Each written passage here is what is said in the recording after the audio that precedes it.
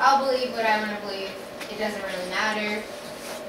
It doesn't matter. We can believe different things, and so long as we all get along, it's fine. You live according to your beliefs, I'll live according to my beliefs. Don't interfere with mine, don't tell me what to believe, and we'll be fine. Have any of you heard something like this before? I would assume yes. Okay. If you are alive, you've probably heard this. If you have any conversations with people or pay attention in class, in school, and kind of whenever religion comes up, even in the most vague sense, the sentiment is, let's not interfere with each other's beliefs. We all have our own beliefs, we're entitled to them, there are opinions, we have this freedom of speech, that means freedom of thought and freedom to think whatever the heck you want and for it to be true. And so it's really permeated our culture, I would say, not just in our school circles, in our workplaces, family members, but even in the church, you'll see this. And so really quickly this morning, just want to look through what happens when we think this way. And this plays itself out on every level. On an individual level, this means that, if your friend is, or you or whomever is like, I'm going to go get wasted tonight, and it doesn't really matter because I don't believe the law about you have to be 21. Like, I'm already an adult. I'm 18. I can do what I want. I literally know somebody who said, I can do what I want. I'm 18. I can do whatever I want. There's a girl I used to play violin with. She says that all the time. I can do what I want. I don't have to follow the laws. I don't have to follow the rules. I'm 18. I can do what I want. It's like, well, why isn't... Okay, so if she really can believe what she wants to believe, and so long as she's not hurting anyone else but herself, then why should I care? Why does it matter if she decides, why do we have laws in place? And what's the standard? Who can call her out on it? If she's not driving and going to go wreck somebody else's life, then why does it matter? Who are we to step in and tell her, no, you really shouldn't do that? On a kind of larger level, Pastor Bob maybe mentioned this a few weeks ago, and I don't know if y'all remember it, but if we take the same approach when we look at foreign policy, or we look at our economy, or we look at different things, then what we do, we don't have evil, so we can't really tell people how they ought to live, how they ought to govern people. We can't go in and say, you shouldn't oppress people, because that's their belief, that's their cultural system. We need to guard that the way it is. If they're really infringing on those rights, then we can step in, but then we're infringing on the person's rights who thinks it's okay to enslave other people. And so it's really relative. And if you follow this train of thought for very long, you'll see it breaks down and it doesn't work. If there's no moral line, if there's not a standard, if there's not something that's actually true that we should all agree upon, not because, oh, it's nice to get along, but because it's true, if that doesn't exist, then our society very quickly falls apart, and everything we do falls apart. So that's what we're looking at this morning, kind of in a broad sense. In the church, last night I was talking to Grant and Hannah, and we were talking about this, and Grant pointed out something that I hadn't thought of that's so true. In the church, we believe Jesus is the Son of God, and we believe we're sinners, and we believe He died for our sins. It's great. But sometimes we don't really live or really believe like what we just said is true. And so how that often plays itself out is that we think, oh, I believe grace is sufficient for me. Except for I don't struggle with drinking, or I don't struggle with swearing or gossiping or lying or whatever your thing that you're like, I'm good, I got this part. And so what we do a lot of times, we say, Jesus, you carry me in these other areas where I do struggle, like it's hard for me to honor my mom or love my brother or whatever it is. Thank God for your grace, but I got the rest. I can do it. I can carry part of my cross. And so what happens is then we judge other people who can't do it, who they struggle with that. And we don't realize that we're no different, that this is under God's grace, that we sometimes don't screw everything up, or that we sometimes get part of it right. That's God's grace. And we forget that. And we forget who we are, and we forget who God is, and it creates this really self-righteous, judgmental spirit in the church that drives a lot of people away from it, and that has, in some ways, fueled this, believe what you want to believe, leave me alone. Like, leave me alone, don't mess with my beliefs, you're going to judge me for what I believe. And it's like, well, you can kind of see where that comes from. If we say that grace is sufficient, but then we don't live that way, well, you can kind of see what people think. Who are you to tell me?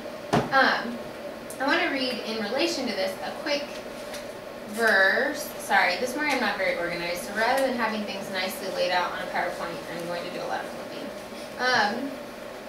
Romans 2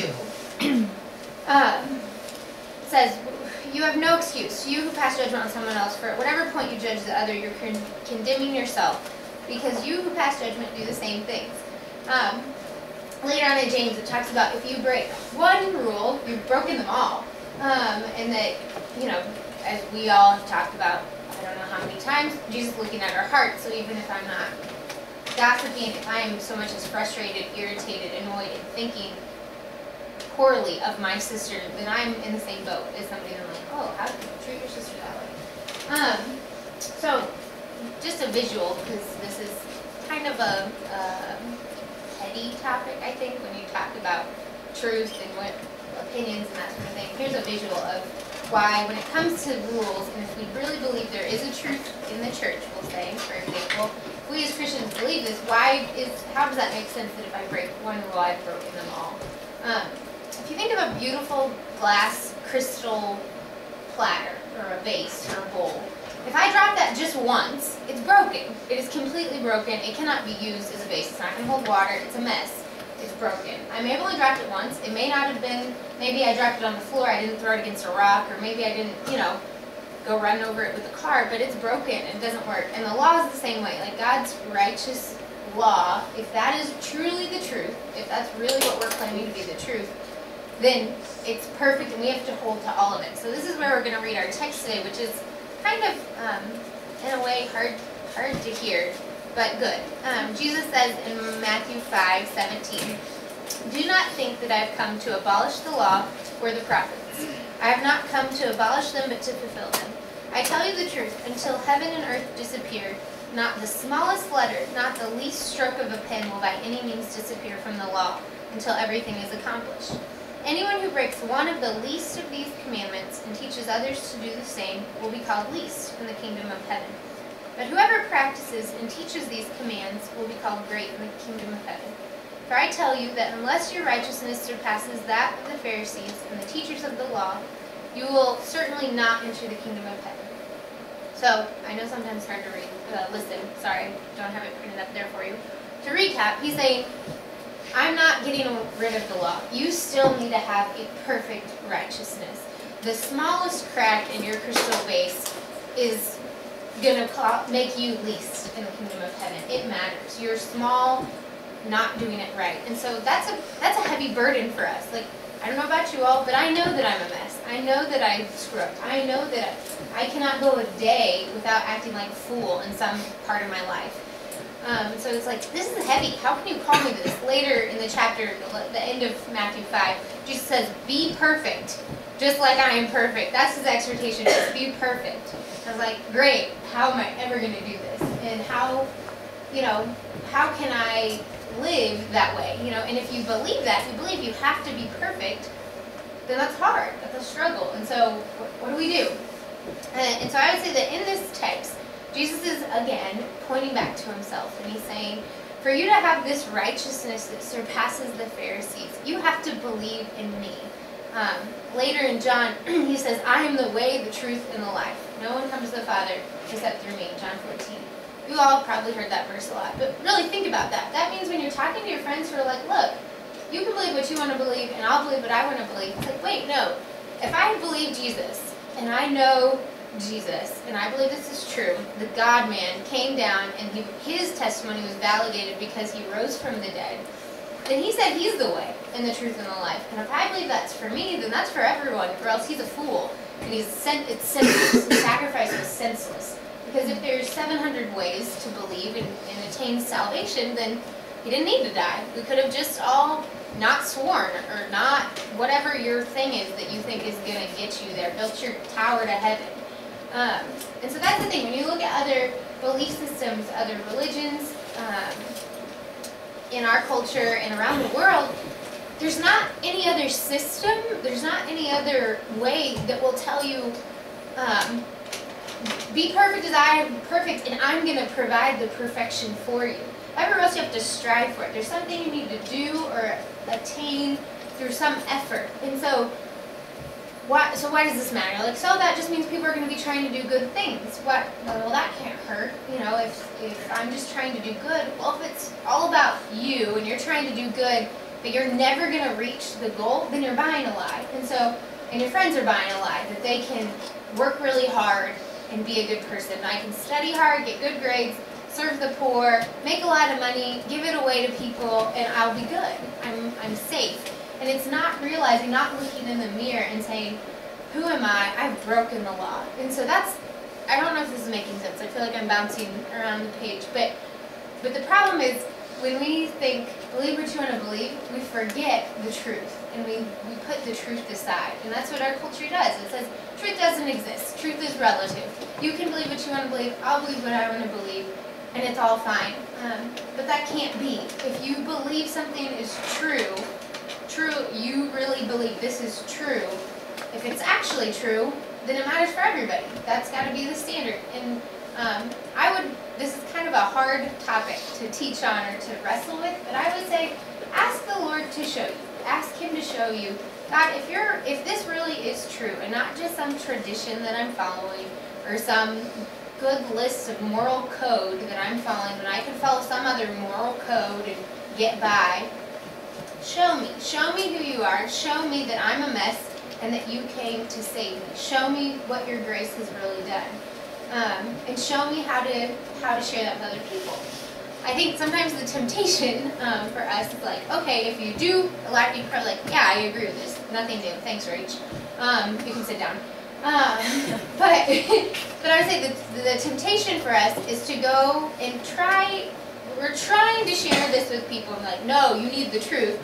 But we don't always do it in love. So I had a friend in middle school and high school, God love her. She was really good at loving Jesus, or at least she felt that way. And so she thought she would tell people at school how to love Jesus too.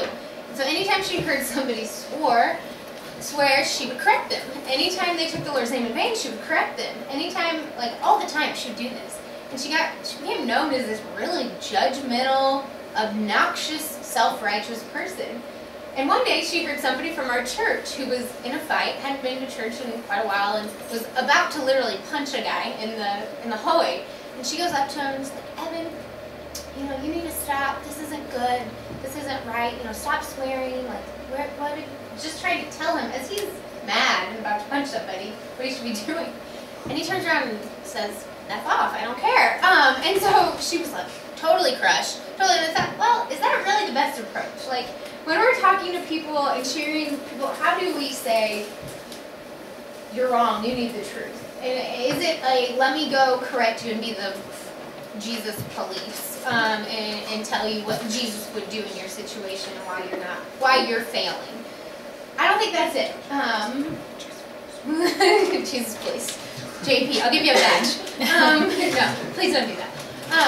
I think that this is where you have to, if you really believe Jesus is who He says He is, then you know that you are a disaster and that all of these things that you're pointing out in other people are also a problem in your own life. In some form, you're a mess. You've broken the law. And so you have more grace for people, and instead of coming and confronting them in the midst of their sin of saying, hi, you're not right, stop swearing, stop doing this, you can lovingly point them to Jesus and call them out and say, hey, in a time when they're not going to throw it up in your face, or maybe they will sometimes, but not, I say this, I don't want this to come out wrong, so I'm trying to struggle through it. And instead of confronting somebody about their sin in public, trying to shame them in front of other people, pulling them aside and say, hey, here's why I think what you're doing or what you believe is wrong. And it's because I believe that Jesus came. I know me, you know you. I know I'm not perfect. I know I'm never going to be perfect. And if this is God's standard, then how do we obtain that? And then you point to Jesus, who was the perfect man, who did fulfill the law, who said, He came to fulfill the law so that we could be these people that surpass the righteousness of the Pharisees. And it's like, that sounds complicated.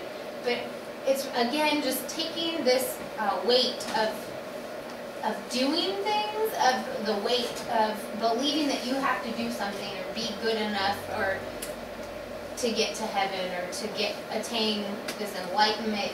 in this life, and instead it shifts that burden to Jesus. And so in love, when you are actually living that out and believe that in your life and are no longer carrying your own cross of like, well, I've got this part of it, I'm good, then your testimony has more validity, and you can share and say, here's what Jesus has done for me, and here's how, and it becomes personal, and people want to listen. And you can share with your friends. You can offer to, when you're drawing your cup, I don't know your name actually, we shared that earlier, so I apologize. But when you're... That's Ty Shizzle, he's the best. Hi, Shizzle. Awesome. Ty, thanks for sharing. But anyways, when you're sharing, like, once you share in love, here, let me tell you what Jesus said. Let me tell you how he lifts your burden. Let me tell you how this stuff that you're struggling with, that you believe you've got to do, let me show you the Jesus who came and did it for you. It's like fresh air to those who have ears to hear. And sometimes it's not, because people don't always have those ears, but at least you're bringing them to the truth. So anyways, that was kind of a tangent. Let me see if there's anything else that I wanted to say, because I didn't follow my notes. Something with the law. So back on the law, just a couple things and then we'll be done. I don't know what time it is, so somebody tell me when I'm done. What's that? Okay, thanks. So in last note, and then we'll wrap it up. In Romans, so as we're looking at this law, and why does the moral code matter? And one thing that's really cool, read through Romans. I hadn't read through it in a while, and I was kind of looking back over it this weekend. There's some good stuff in there that like just kind of outlines our faith very clearly. So I recommend that. But it talks about in Romans 3 that we become conscious of our sin. We know that we're doing wrong and that we've committed, we have a problem in our lives because of the law. And so that's actually grace for us to be able to even recognize, oh, this is sin. And so that's another thing that as you're thinking about your friends, if they don't believe that the same things are right and wrong than you do, then it's hard to say, hey, don't swear, don't whatever your thing is that you think is like going to condemn you forever. Stop being angry with this person, whatever your thing is. And so, again, it's like looking at the law, looking at yourself and saying, okay, I don't do these things. And then when you present that to, do you love your neighbor as yourself to your friends, it's like, no, not always. It's through the law we become aware of sin. And so it's kind of funny. Like, we have the law in place in society a lot of times to try and make things work so we can work together, so everybody functions. But really, at the heart of it, it's to show us that we don't work together and that we fail and that we struggle to do what's right. I speed all the time. I do not obey traffic laws. It's bad.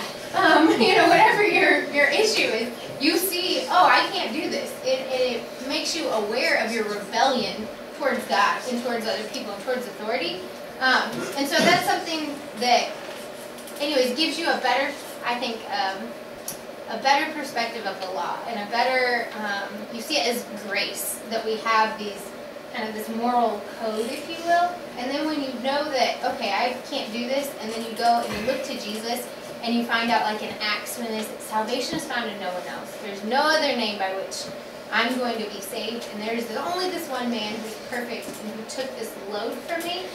Your response is worship, and it's love for the Lord and then love for his people. And so I think as we sit and we look at Jesus and we get to know him and we spend time with him in every, not just like having our little Devo time or whatever, that's great. If you do that, that's awesome. Please keep doing that. But like literally spending time with Jesus as you're in the car or as you're at school or as you're with your friends and trying to love people, he makes you like him. And suddenly you do love people the way he does. And he will help you show people that what you believe matters, because there is truth and there is eternal consequences at the end of the day. And so either we're kind of burdened by this weight of what we've created for ourselves, this work we have to do to be good enough, or we're set free by the gospel, and in that freedom we're set free to live as we ought. We get the grace to live as we should because we get to know Jesus. So I'm just going to say I apologize. I pray that the Lord took like one snippet of that and put it in your heart and something that he can continue to work on, because it isn't always clear. Like, what if truth is relative and not relative? What does that mean? So I would say keep struggling with it as you talk to people. Like, go to the Word and read it and like, do I believe this? And if I believe it, if I believe that Jesus is who He says He is, what does who He says He is? What does that mean for like every aspect of my life? What does that mean for the people around me? What does that mean for the people that I interact with who don't believe it? And I think that will open your eyes to why you can't say, believe what you want to believe. And instead, I would say, instead of saying that, it's know the truth. You have to learn the truth, and the truth will set us free, and we'll be able to love the Lord and love people the way we are. So, I'm going to pray first, and that'll be it. Lord, I just thank you for your word that shows us what a mess we are, that we, like sheep, have gone astray, God, that we all need you, that every one of us, whether we want to believe it or not, we are a mess, and that we have broken your law. We are not perfect, God. And I thank you that you show us that in your word, and then you confirm it by our own hearts that testify against us when we do wrong, God. And I just pray that you would start with us. Start in unpacking the places where we don't really believe that we need you, or we don't really believe that we're doing wrong. I pray that you would come, and in those places of, oh, I can justify this sin because it's not as bad as whatever other sin, or I can justify this because I'm doing okay in this other area. God, I just pray that you would come and reveal to us that that's not how it works, that we've broken the whole law, and that if it were not for your Son, we are under a heavy burden, and there is no hope for us. And so, Jesus, I just pray that you're the hope that you bring by setting us free, by fulfilling this law of showing us who we're not, God, that you would set us free, that we might know how to love you, that we might know how to love the people around us and do it well. And so, God, I just pray that with each person and their friends and the family members and everyone else they interact with who maybe throws this kind of phrase or this kind of thought around, God, that you would give them a deep love for those people, that they are buying, that they would see that they're buying a lie, and they're being deceived, and they don't get that they're sinful, and they don't get that there's grace that comes through believing in you, and only in believing in you. And so I just pray that you would give them opportunities to share who you are and what you've done, to share the truth. And I pray that we would continue to know you and to listen to your voice. In your name I pray.